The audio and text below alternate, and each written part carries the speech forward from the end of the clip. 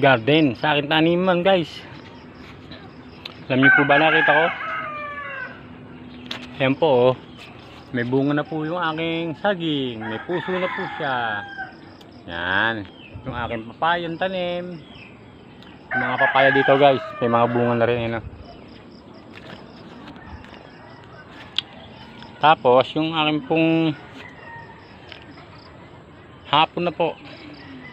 Pero mga alas 5 na po. Yan. May tanim pa po ako dyan. Oh.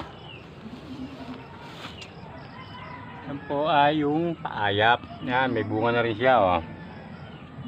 Mumulaklak na. Guys, may tanim din po ako ditong pakwan. Ayan po, yan yung pakwan kong tanim. Ayan guys oh. Yan. Yan po. Magapang po siya papunta ron. Masyado pong madamo guys.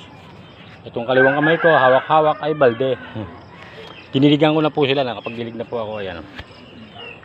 Ayun po yung kubo ko yun doon. Ito po.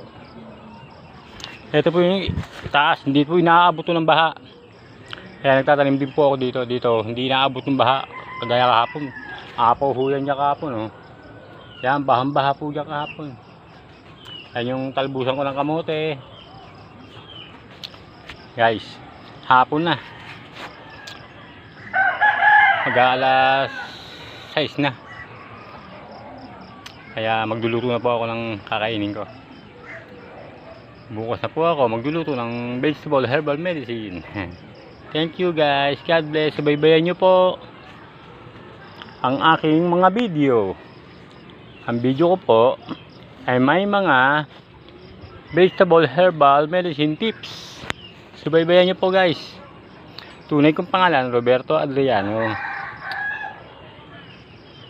Ako si Bobet Roberto Vlog.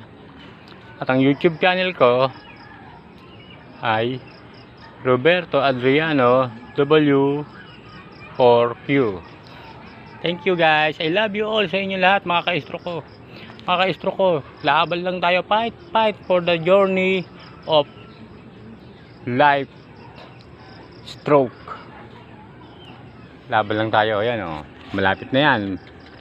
Pag marami na siyang isang saging na nailabas, pwede na pong anihin ang puso niya. Pwede na igisa rin. Ayan oh. Hey guys. Thank you. Thank you very much and God bless.